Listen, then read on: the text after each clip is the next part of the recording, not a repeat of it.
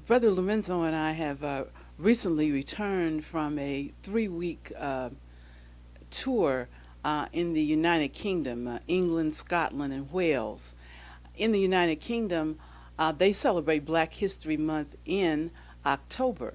And so they invited some groups, some community groups, invited us to come over to give various talks during their Black History Month in October. We spoke at different places, Scotland, Wales, and England, to a wide variety of people, largely Black audiences. Because it was Black History Month, we talked about topics that related to Black history in the United States, whether it was past or present. We talked about the history of the Black Power movement in the United States between 1965 and 1975. We also talked about the current problem in the United States that Black people face with mass imprisonment. Many people in the United Kingdom don't necessarily know about the serious problem of mass incarceration in the United States. So we did talk about that.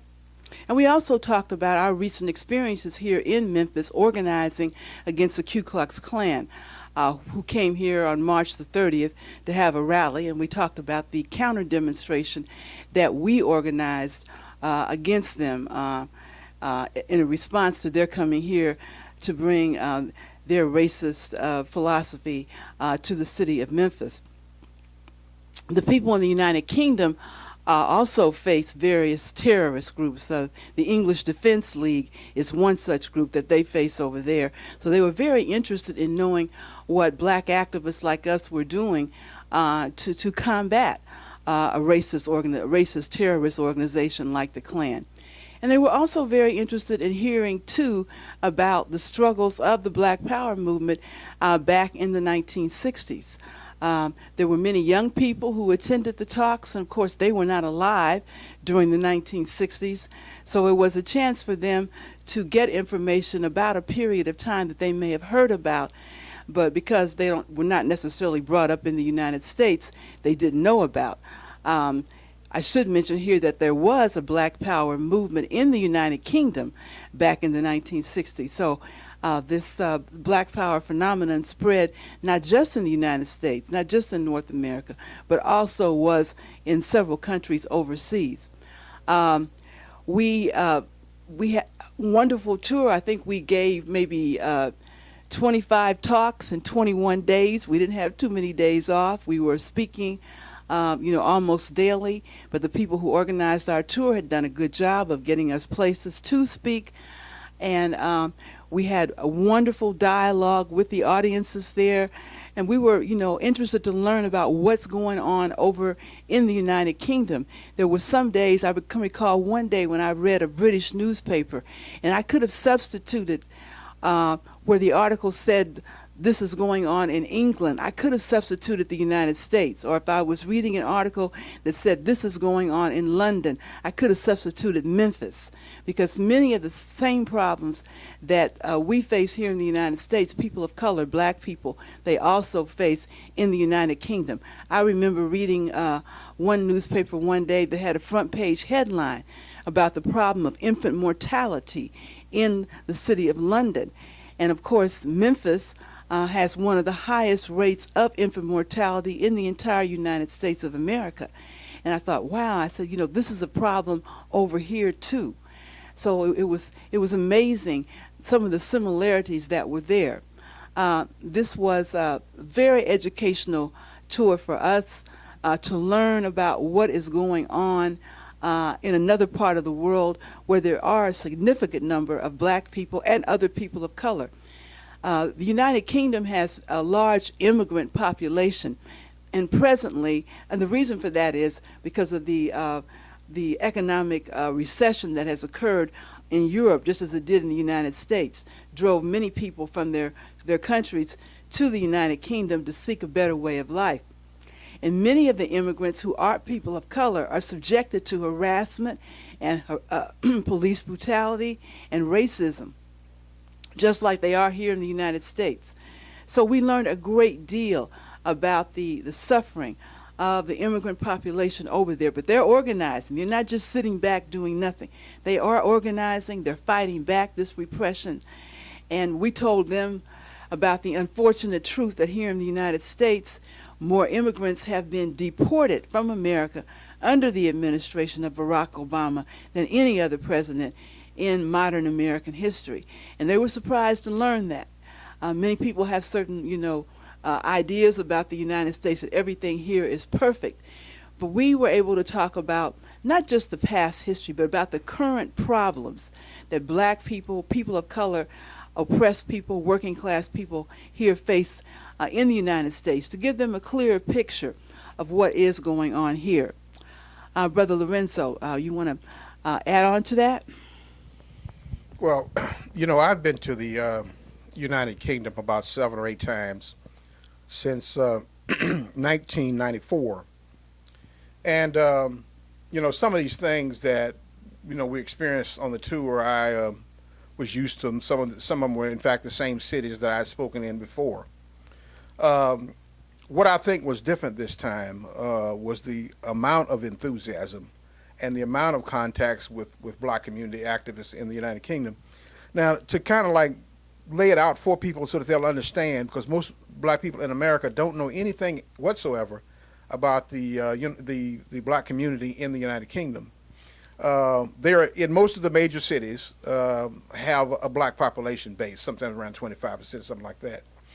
And I think that it's about 5 million black people reside in the United Kingdom, in addition to another 4 or 5 million other peoples of color. So that's about 10 million people in all that we're talking about is subjected to the same kind of conditions of, much of it is the same kind of conditions of oppression as the sister was saying that's in the United States. Massive unemployment, high levels of poverty, infant mortality. In fact, the prison system, black people go into the prisons in the United Kingdom at a higher rate than they do even in the United States, so we're told. And so it's the same kind of problem of oppression. And what is different, however, is, as the sister was saying, is the mindset that we can organize, and people are organizing, whereas here the struggle has been neutralized, and you instead have got people who are either they're satisfied with the situation, either they're profiting from the situation, or there is some black politician who is causing the situation, on behest of the white power structure or the rich white folks, the rich capitalists. Well, the thing that happened that we didn't expect was when we went on this tour, and we went to, like I said, most of the major cities in the United Kingdom. We started in Scotland and came through to England and then Wales and back to London. Well, this covered a considerable territory, and we spoke to a lot of people, many more people than I thought. I mean, it wasn't these big, huge halls with thousands of people. I don't want to mislead you there, but there were halls with hundreds of people, and more importantly, they were the people that we should be talking to. Sometimes you can go into a meeting space, and you might speak to hundreds. You might even speak to 1,000 people. But the reality is they're the wrong people to be speaking to, because they're the very people who want to be entertained but don't have anything in their mind about doing anything. They're not trying to organize. They're not trying to take the next step. Well, what we dealt with were young people particularly, and black folks in the community. I'm not talking about some special black folks, politicians and all that. We're talking about working class and poor and students and other people like this. Who came, who had something on their mind, who wanted to hear not only what we had to say, but also wanted to, use some of the ideas and the strategies and so forth to deal with their situation where they are now. And so that was really important that we talked to the right people. Now, I don't think we planned it this way, or it wasn't planned this way, but the response from people wanting to come and hear was so phenomenal, so phenomenal. And we went, as the sister said, into 9 different cities, We spoke at 10 different colleges. In addition to that, we spoke at black community spaces, and we spoke to anti-racist whites as well, in a number of different locations, so that a lot of people heard what we had to say. And so many people heard what we had to say that we actually got the attention of the government, which I don't know that that's happened since I've been there, before by myself. But they actually started tailing us, threatening to come in on some of the talks and harass us and all this kind of thing. Although it didn't happen because the black people, in one instance, in Wales, and you don't think of the area of Wales, which having a black population, or a substantial sized black population, but this city was one of the prime Cardiff. That's the name of it. It's the same place if you watch the TV show. What is it? Torchwood. That's where it comes from, Cardiff, Wales.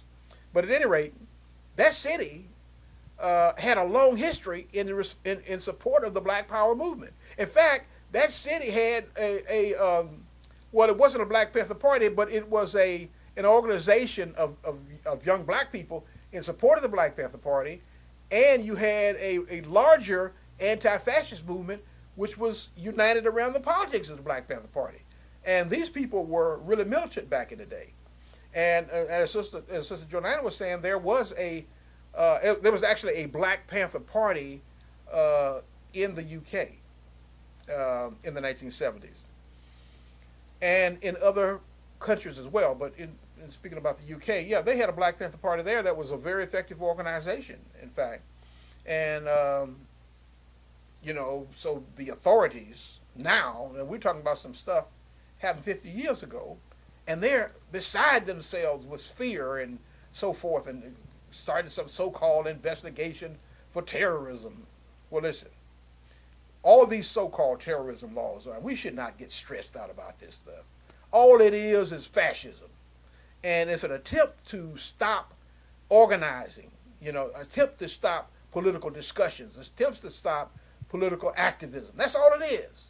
We don't get all stressed out. Let the white folks tell you that they're going to put the hammer down on the black community. They've been putting the hammer down on the black community forever. We're going to put the hammer back on them because we fight for liberation.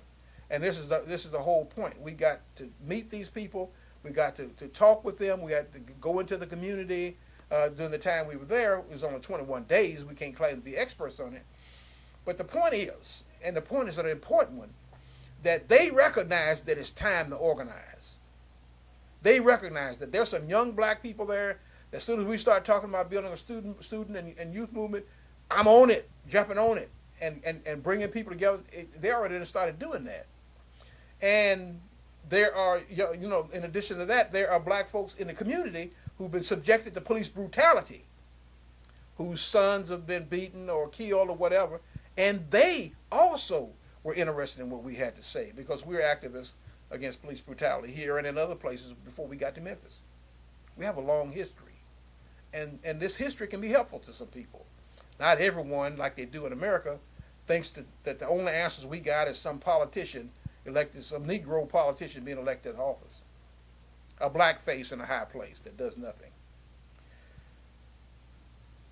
So the question to them was, what can we learn from what you have to say? And it wasn't so much about us as personalities. We are not hung up on that whole thing about some personality. We do not ask people to follow our personality. We are ordinary people. We are organizers. We've done the things we're going to do, most of it which was not in the newspaper, which does not make us a celebrity. But there are things we've done that people can learn from, especially young people can learn from it if they are willing to listen. And so in this case, what we talk about in the UK, we learned from them, they learned things from us, because we did not, there's many things we didn't know about the situation there. So it was extremely important that this tour was not only just to tell other people what we did, as if we're bragging about it, we are not, but to also have a meeting of the minds with young people in this period, because they know things about the conditions, material, political, and social right now that we don't know, and we may never know. So as veteran activists, it was important for us to be on that tour. So we went to all these cities, and we spoke, as the sister said, practically every day. I mean, literally every day. Sometimes, not only would we speak, we would also be having a interview with the press.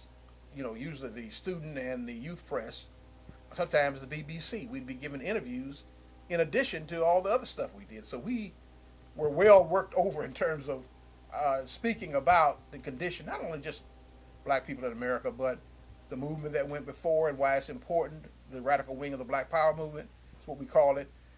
We talked about the mass imprisonment, which, as I said, and I was educated about this, is even greater percentages in the United Kingdom of black people going into the prison system. So we have so much in common, so we have to build. And so out of this came the whole idea, people were talking about forming their own black autonomy organizations there in the UK, the student groups and so the rest of them. And this was totally unexpected on our part. I mean, we'd been thrilled if we had known that going in, but we had no inkling that this would or could happen. But here's the thing. More than anything that came out of this is the international solidarity, the possibilities for international solidarity. Because when you're an activist in a place like Memphis, and there's nothing wrong with Memphis, this isn't a slight on Memphis, when you're in a city, whatever city you're in, and you're a community-based organizer, it is possible to lose sight of the amount of support you got, locally as well as internationally. You need international support sometimes because if the man comes down on you, you're able to get them to get your back, Say, well, you got allies way overseas. That has saved my life on occasions. That has saved me from being thrown back into prison or being thrown into prison because I had allies in other parts of the United States and in other parts of the world just because of that. And so I know how important that is in this period. So we're trying to return that favor so that cases and things that we found out about over there in the UK, we're telling people about it here in America so that they can understand, first of all, that there is a black population base there. Like I said, about 5 million people, 5 million black people, Afro-Caribbeans as they call them, and some mixed race people as well. So they break it down differently. But at any rate, there is a black population there. We need to maintain and begin levels of supporting each other, not just, somebody said, well, just in Africa. No, not just in Africa. That's ridiculous. Not just in Africa. We need to have a base of support for all our black people everywhere. You know, all of the ones in the United Kingdom, the ones that are in France, because you got a large black population base in France, and now throughout Europe. It's not even like it used to be years ago when I had first gone to Europe. I was astounded to see how many black people live there. So the world has changed in that respect. And our politics have to change. We have to recognize that we're going to fight not just in Africa to redeem Africa, as some of these backward nationalists keep talking about like this in the 1920s. We have to deal with the condition and the oppression of black people worldwide, and we have to destroy imperialism. Because imperialism led the capitalist state and the capitalist government, especially in America, but even in the EU, they are responsible for our oppression. We have a basis of unity. We need a basis for organization. And that's why the conference, in my estimation, and ours, when we talked about it, was so important. You black and you stuck in America. Now what? And you subject to police terror. How come? You bite your tongue to tolerate that gang with badges in blue, but you bang on each other for brothers step on your shoes. Open fire on the Mother's Day parade in New Orleans, but afraid to pull that strap to combat black unemployment. We get snared by assistance from their politician with nothing to lose. There's nothing to fear in the system. Did you switch?